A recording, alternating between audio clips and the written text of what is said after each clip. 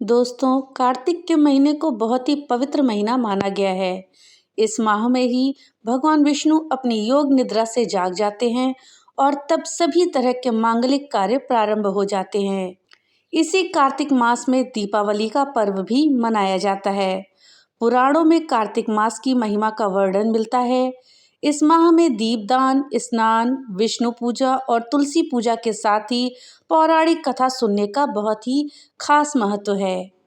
तो दोस्तों, आज इस वीडियो में हम कार्तिक मास की पौराणिक कथा सुनेंगे। इस कथा को सुनने के लिए हमारे साथ वीडियो में अंत तक बने रहिएगा।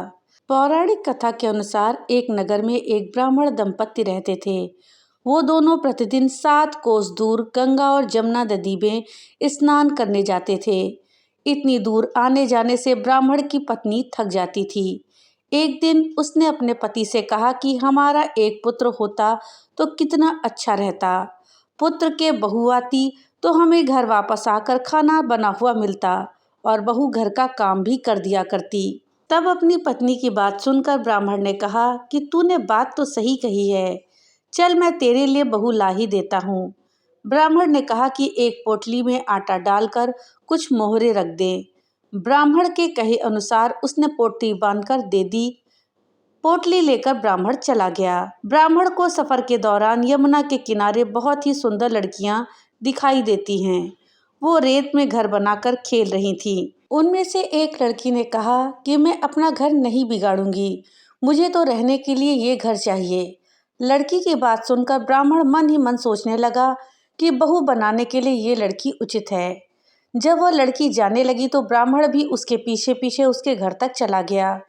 वहां जाकर ब्राह्मण ने उस लड़की से कहा, बेटी, कार्तिक मास चल रहा है, इसलिए मैं किसी के घर खाना नहीं खाता। मैं अपने साथ आटा लेकर आया हूँ।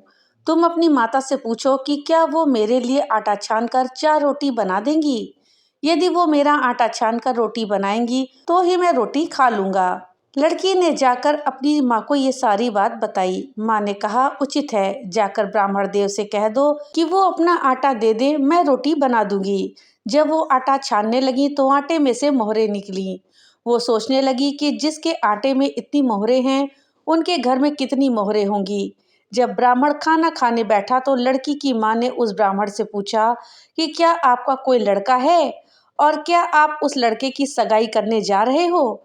ये सुनकर ब्राह्मण ने कहा कि मेरा लड़का तो काशी पढ़ने गया हुआ है, लेकिन यदि तुम कहो तो खांड कटोरे से विवाह करके तेरे बेटी को अपने साथ ले जाऊं।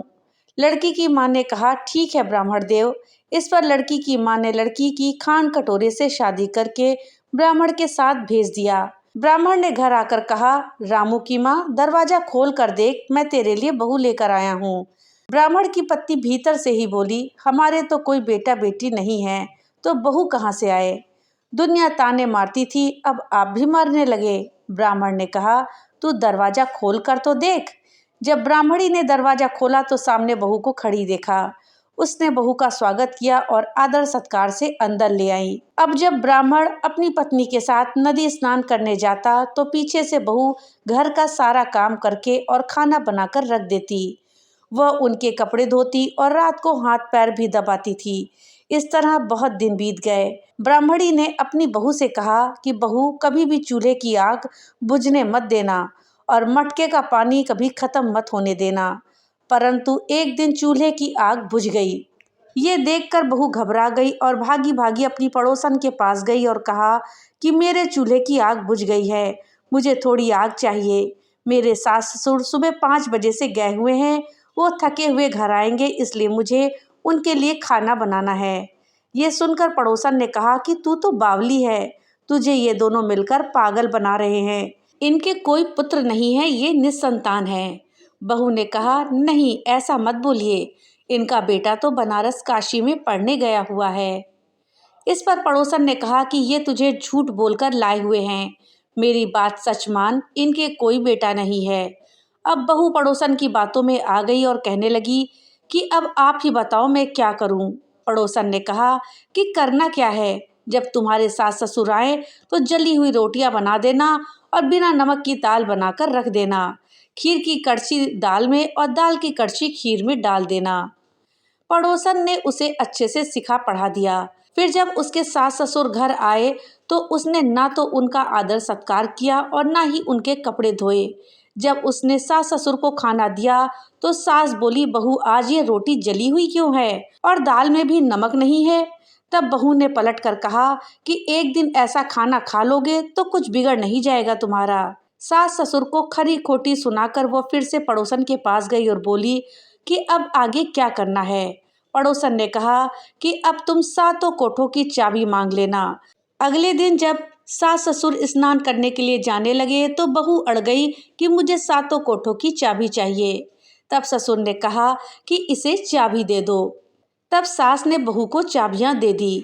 सास ससुर के जाने के बाद जब बहू ने दरवाजे खोले तो देखा कि किसी में अन्न भरा है, किसी में धन भरा है, किसी कोठे में बर्तन पड़े हैं।